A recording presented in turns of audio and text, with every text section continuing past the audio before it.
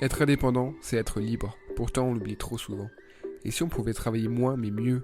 Et si on pouvait ralentir tout en prospérant et en gagnant davantage? Bienvenue sur Slow Freelancing, le podcast. C'est le rendez-vous hebdo des freelances à contre-courant qui veulent sortir des injonctions à la productivité et à l'hypercroissance. Si toi aussi tu souhaites construire une activité pérenne, en phase avec ta vie idéale et qui te permet de profiter au maximum de chaque journée, alors il est peut-être temps de passer au slow. Travailler plus pour gagner plus, c'est démodé. Travaillons moins sans gagner moins. Chaque semaine, j'alterne entre épisodes solo et épisodes avec invité pour te parler concrètement de slow freelancing. Le meilleur moyen de soutenir ce mouvement et ce podcast, c'est de t'abonner, de mettre 5 étoiles sur ton app de podcast et d'en parler à tes potes freelance. Allez, entrons dans le vif du sujet. Salut à toi et bienvenue dans ce tout premier épisode de Slow Freelancing, le podcast. Comme tu le sais sûrement, ce podcast, ça va être un épisode solo, un épisode avec invité, en alternance. Donc chaque mercredi, tu auras le plaisir soit d'entendre ma voix suave, soit d'entendre un invité, une invitée, toujours pour parler des sujets liés au slow freelancing sous tous ses angles. Je me suis dit que ce premier épisode, c'était une très bonne occasion pour poser les bases de ce que j'appelle le slow freelancing. Je l'appelle comme ça, mais au final, il y a beaucoup d'indépendants qui le vivent déjà. C'est pas moi qui l'ai inventé au final. Moi, j'essaie en tout cas de théoriser ce concept. Je le verbalise, j'essaie de rassembler en fait des manières de travailler, des manières de vivre notre indépendance, notre vie de freelance. J'aurai l'occasion d'en parler avec pas mal d'autres indépendants qui vivent de cette manière leur activité dans les prochains épisodes.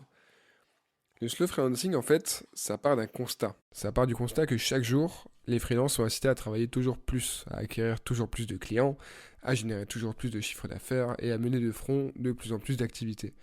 J'entends souvent que les indépendants travaillent plus que les salariés, ce qui parfois se vérifie, mais pas toujours. Et même si c'est le cas, c'est pas une généralité, c'est pas non plus souhaitable. Et plus globalement, si on prend un peu de recul, à une époque où tout s'accélère, il est bon de ralentir. Dans la société, tout s'accélère sans cesse, depuis longtemps, depuis des années. C'est pas depuis Internet, ça date déjà d'avant. Tout s'accélère, tout va de plus en plus vite. Il faut toujours faire plus. Et on voit que tout ça, c'est pas très bon, ni pour notre santé mentale, ni pour notre société, pour nos civilisations, ni pour la planète, l'environnement, le vivant en général. Donc, je te propose dans ce podcast de ralentir grâce au slow freelancing. Il y a plusieurs enjeux qui sont liés. Le premier, c'est sortir de la course à la croissance effrénée dopée au développement personnel, à l'hyperproductivité, à la culpabilisation que ça entraîne. Le second, c'est optimiser son équilibre vie pro, vie perso, qui est une priorité pour pas mal de monde, notamment les indépendants. Et on sait que c'est d'autant plus difficile pour nous que pour les salariés, par exemple, parce que le salarié, souvent, il va au travail et après il rentre chez lui. Bon, après, avec le télétravail, ça a pas mal changé, mais même, il a souvent des horaires fixes, alors que être indépendant, c'est pouvoir travailler quand on veut, et c'est pas forcément toujours positif. Ensuite, il y a l'aspect vivre et travailler à notre rythme, un rythme qui nous est propre, parce qu'au final, notre rythme, je parle aussi bien du rythme de sommeil, les rythmes de concentration. Il y a des gens qui sont plus efficaces le soir, plus efficaces le matin. Et c'est important d'apprendre à se connaître aussi, en fait. Et un des derniers points, c'est de prendre soin de notre santé, en fait, tout simplement, d'éviter le stress, de maximiser notre bien-être, parce qu'on a souvent encore ce préjugé, une idée reçue, mais qui se vérifie, c'est que les indépendants, les entrepreneurs, même en général, ont souvent cette tendance à négliger leur santé. Et sur le long terme, c'est très mauvais. Parce qu'évidemment, déjà en tant que tel, notre santé, c'est ce qu'on a de plus précieux, juste en tant que personne. Et en plus, quand on est indépendant ou entrepreneur, toute notre activité professionnelle repose sur nous. On est le centre en fait de notre activité. Et donc si notre santé se désagrège, ça va se répercuter sur notre business en fait. Je vais te citer un passage de l'article de référence que j'avais écrit sur le slow freelancing, qui est sur mon blog, je te mets le lien en description. C'est un passage que je trouve assez éloquent en fait, pour poser les bases justement du slow freelancing. Il n'y a aucune honte à procrastiner, à être paresseux ou à vouloir toujours tout faire vite fait, bien fait. Au contraire, en y mettant du cœur et de la méthode, c'est la voie royale. Je ne dis pas que c'est pas utile de se tuer à la tâche et de viser la lune, je dis juste qu'il n'y a aucun mal à ne pas vouloir cette vie et à créer ses propres idéaux. Pour toutes celles et tous ceux qui n'ont pas envie de devenir des robots au service du capitalisme, des ressources humaines aliénées et des bons petits soldats, il y a une alternative. Voilà, c'est un passage que tu peux retrouver dans l'article que je te mets en description. Et pour aller plus loin du coup sur ce concept, ce vaste concept de slow freelancing, très concrètement pour moi, c'est travailler moins, mais plus intelligemment, gagner plus, ou au moins la même chose, et choisir chaque aspect de la vie de freelance, en se laissant imposer le moins de contraintes possible. Alors sur le papier, ça fait rêver, on est d'accord. Mais tu vas voir, au fur et à mesure, déjà dans cet épisode, je vais essayer de te donner quelques clés, et même au fur et à mesure des épisodes, tu verras que c'est pas si utopique que ça. L'un des piliers pour moi, c'est vraiment de travailler seulement, ou en tout cas majoritairement, lorsqu'on est le plus productif, pour gagner un temps phénoménal et réussir à faire plus et mieux en moins de temps. Parce qu'au final, c'est pas parce qu'on travaille moins qu'on va avancer moins vite. Au contraire, quand tu vois des personnes qui sont parfois en entreprise et qui travaillent 10 heures par jour, tu vas pas me dire qu'ils sont productifs et qu'ils sont hyper efficaces et que tout ce qu'ils font est génial pendant 10 heures. C'est pas possible. Sauf pour certaines personnes qui prennent des drogues très puissantes, je ne sais pas. Mais sinon, la plupart des gens, ils ont leur moment en fait. Ils ont leur moment de concentration et donc sur ces 10 heures de travail, il y en a sûrement certaines qui seront productives, mais pas l'ensemble. En pratique, voilà les règles clés pour moi pour réussir le slow freelancing. Parce que il y a quand même certains prérequis, je pense. La première, c'est ne jamais se brader, même quand on s'inquiète pour la fin du mois. Parce que si on commence sur cette voie, on va baisser nos tarifs ou alors on va avoir du mal à les augmenter. Et ça, c'est pas du tout, c'est pas du tout la voie royale pour devenir slow freelance. Ensuite, il y a accepter de travailler parfois le week-end ou le soir, en fonction du volume de travail. Ce que je veux dire par là, c'est que, pour prendre un exemple personnel, je préfère parfois travailler 4-5 heures par jour, mais travailler aussi le samedi et parfois même le dimanche. Comme ça me permet chaque jour d'être hyper frais et de reprendre vraiment chaque jour à zéro et de pas accumuler en fait de fatigue ou de lassitude par rapport au travail.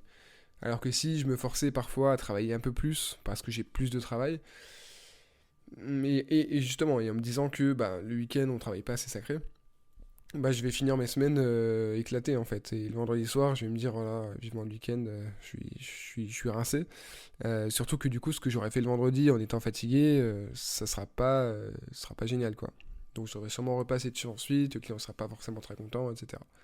Voilà, c'est une question que je développe un peu parce que c'est quelque chose qui suscite, en tout cas j'ai l'impression, pas mal d'interrogations. Quand je dis que être le freelance, c'est parfois travailler le soir et le week-end. Voilà, en tout cas j'espère que c'est plus clair. Avoir confiance en soi, ensuite, pour moi c'est assez important, aussi bien personnellement que professionnellement. Bon, ça je t'apprends rien. Mais pour moi c'est assez... Enfin, je vais faire un épisode sur le sujet et je pourrais développer un peu cette idée, mais la confiance c'est hyper important. Si on ne croit pas en soi, c'est assez dur d'adopter ce mode de vie-là.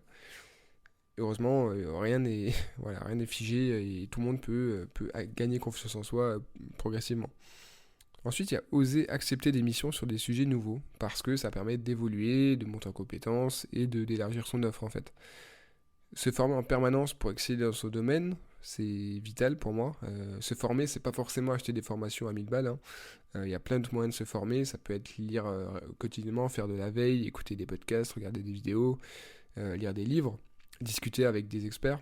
Voilà, tout ça c'est des moyens de se former en permanence, il n'y a pas forcément besoin de passer par la voie traditionnelle, même si évidemment ça reste classique et incontournable.